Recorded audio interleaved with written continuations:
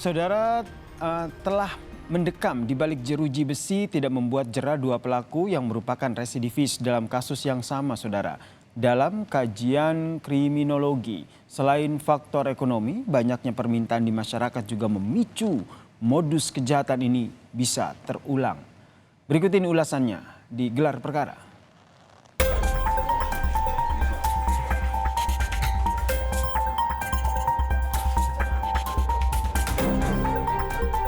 Jadi kalau tentang resiko kematian pada tindakan yang jelas ada.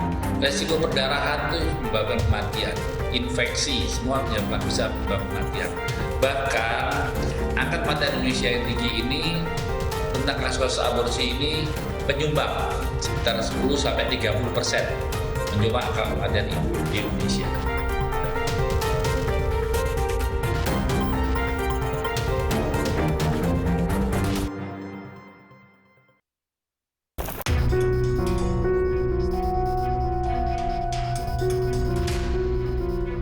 Menurut kriminolog Universitas Budi Luhur, Cazizah Gusnita, aborsi ilegal yang dilakukan dua pelaku utama yang merupakan residivis terjadi karena ada keuntungan di dalamnya.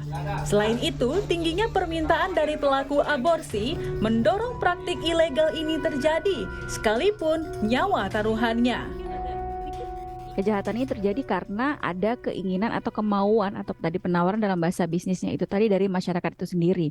Jadi kalau tidak ada yang mencari gitu ya, tidak ada yang menawarkan atau permintaan gitu ya, bahkan tidak ada satu kasus, maka praktek-praktek ini kan tidak mungkin terjadi gitu. Karena ada pasiennya juga, karena ada yang mau, karena ada permintaan gitu. Kemudian pelaku melihat ada situasi yang menguntungkan di dalamnya ini.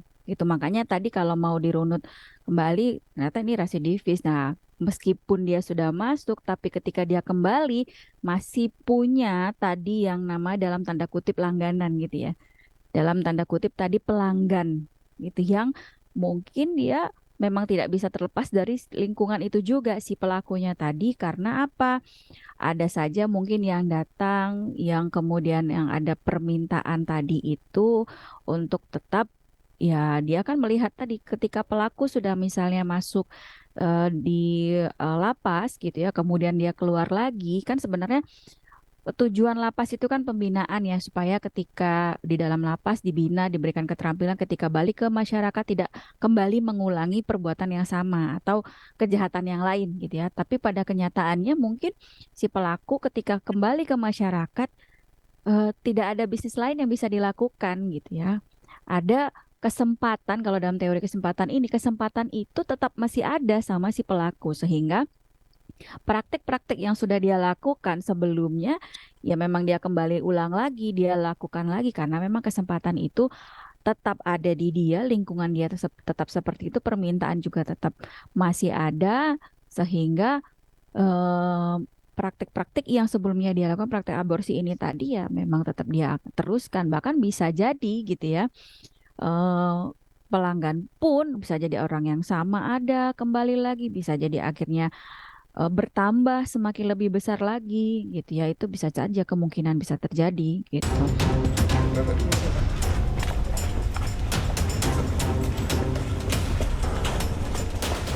Masih menurut Cazizah, sejumlah faktor membuat praktik aborsi ilegal tetap terjadi.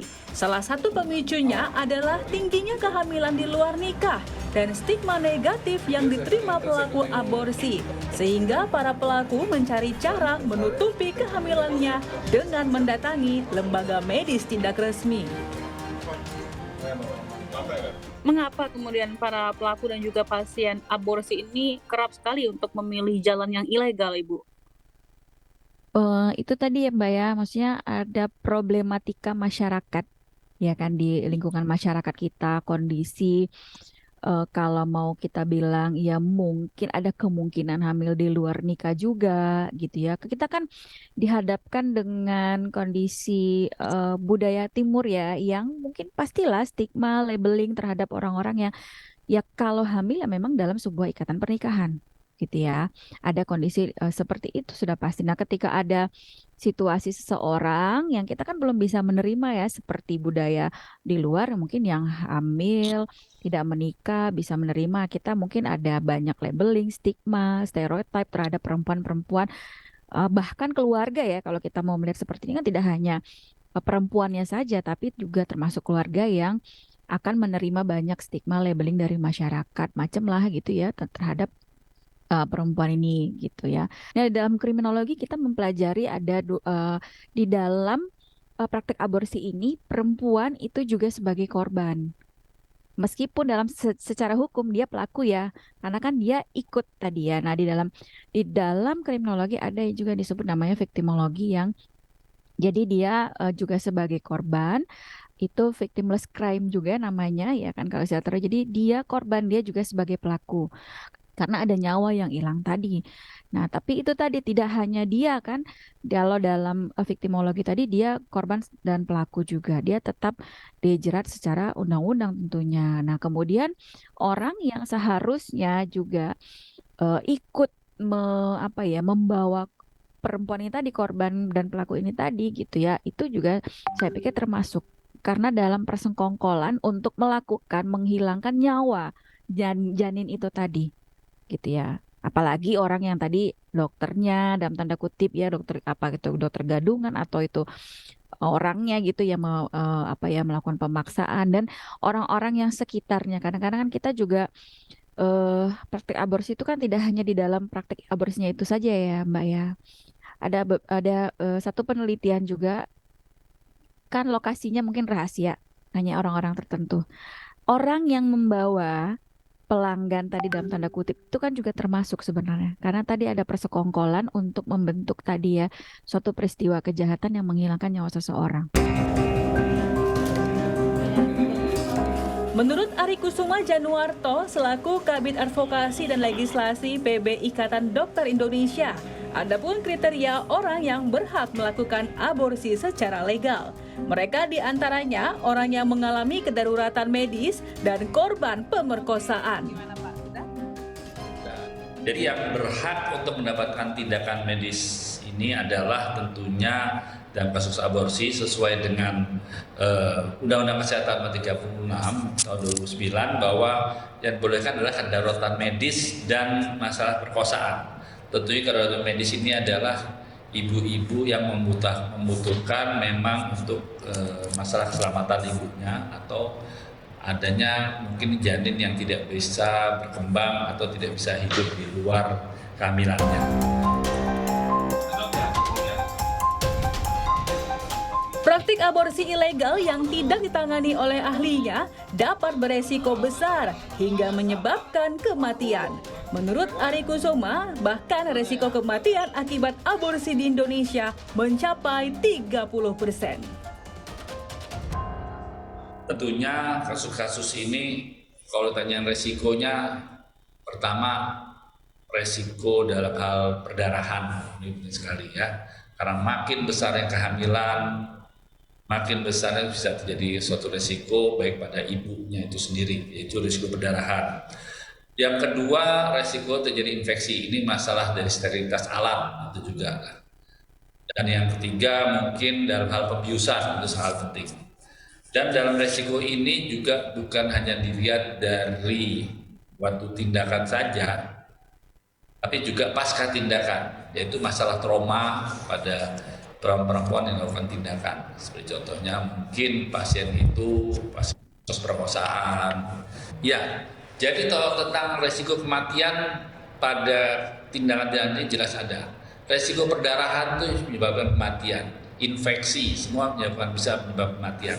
Bahkan angka kematian Indonesia yang tinggi ini tentang kasus aborsi ini menyumbang sekitar 10-30% menyumbang angka kematian ibu di Indonesia. Nah, kalau misalnya kita berkaca dari kasus tersebut dari resiko yang tinggi ya Pak, tapi mengapa kemudian para pasien ataupun pelaku ini sendiri tetap tinggi Pak? Nah, Jadi kalau nanya pelaku tinggi, pertama kita harus tahu juga bahwa di Indonesia ini ada data yang menyatakan 11% adanya unwanted pregnancy, adanya perempuan-perempuan yang tidak siap dalam hal kehamilannya. Dan tidak kesiapan ini masih banyak macam. Bisa mungkin karena kesehatan ibunya, bisa mungkin memang tidak siap dalam hal sosial, dalam hal finansial, maupun mungkin dia ada masalah dengan kontrak dengan pekerjaannya. Ini menjadi suatu jawaban tentang kesiapan atau tidak siapnya ibu-ibu ini dalam kehamilan. Jadi tentang aturan-aturan hukum ini sebetulnya sudah ada di Indonesia ini. Salah satunya di Undang-Undang Kesehatan nomor 36 tahun 2009 itu sudah diatur bahwa semua dilarang, terus yang diperbolehkan itu adalah kedaruratan medis dan soal perkosaan ya. Lalu juga ada di peraturan pemerintah nomor 61 2014 tentang kesehatan reproduksi.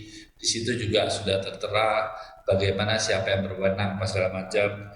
Juga ada di peraturan Permenkes nomor 3 2016 fasilitas yang bisa dan bagaimana melakukan pelatihan dalam hal tindakan aborsi, dan bahkan di KUHP sendiri itu sudah terdapat peraturan-peraturan yang berhubungan dengan aborsi ini. Kini kasus praktik aborsi ilegal masih didalami oleh pihak kepolisian. Hukuman yang diberikan pun tidak pandang bulu, baik kepada eksekutor, pelaku, pasien, dan orang yang menyuruh pasien juga akan dikenakan sanksi pidana yang sama dan juga setimpal.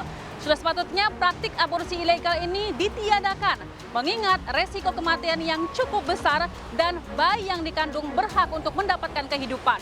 Intan Azhar, Gahniar Febrian, Kompas TV Jakarta.